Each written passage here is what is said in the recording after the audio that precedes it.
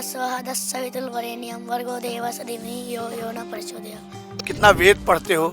महाराज जी, गुरु महाराज कुछ पढ़ाते हैं, क्या बताते हैं? सुबह हम उठ के 6 बजे उठते हैं, फिर नहा धोकर पूजा पाठ करते हैं। पूजा पाठ करके सबको नमो नारायण करते हैं। फिर इसके बाद थोड़ी देर वेद पढ़ते हैं। फिर खाना खाते हैं। फिर थोड़ी देर आराम करते हैं। वेद और संस्कार जो सनातन परंपरा है, उसमें कैसे जुड़ने के लिए किसने जोड़ा? मेरी मम्मी ने दे दिया था। मम्मी ने दे दिया। हाँ। क्या नाम है आपके पिताजी का? दीपांकर मंडल। माता जी का? ललिता मंडल। तो उन दोनों ने तय कर लिया कि आपको साधु और नागा साधु बनना है। हाँ।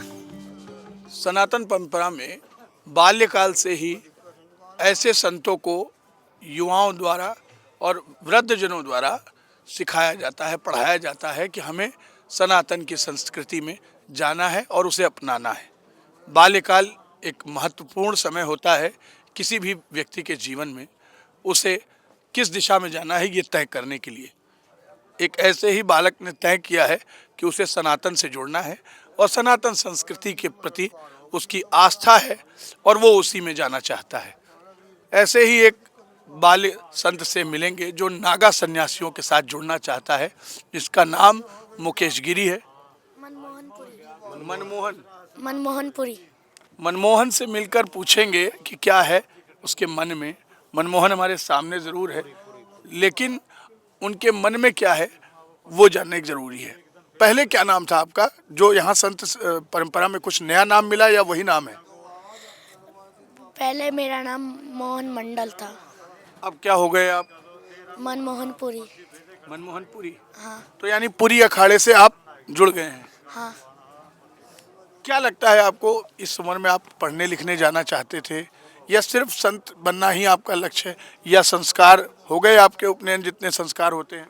अभी संस्कार नहीं हुआ। कब होगा? 12 साल में। हाँ। किसी भी संत बनने की प्रक्रिया बड़ी कठिन होती है। 12 साल उन्हें पूरे बिताने पड़ते हैं संत आश्रम में, तभी उसके पूरे संस्कार होते हैं। अभी मनमोहनपुरी जी के पूरे संस्कार नहीं हुए हैं, इसलिए अभी वो उनका पूरा संस्कार नहीं हो पाया है।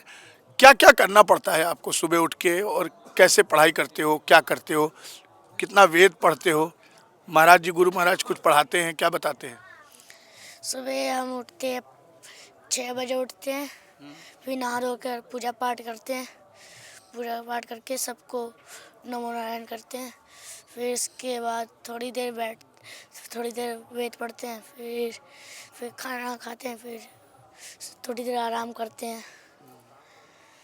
और क्या क्या करते हैं? और फिर खेलने जाते हैं कि नहीं? नहीं। खेलते नहीं हैं? नहीं, क्यों नहीं खेलते?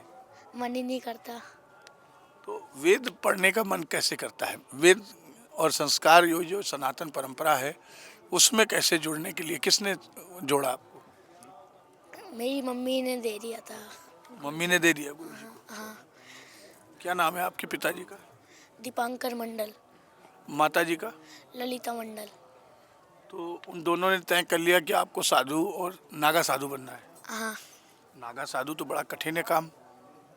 हाँ। है? हाँ। लेकिन फिर कैसे बन पाओगे ये सोचा? नहीं।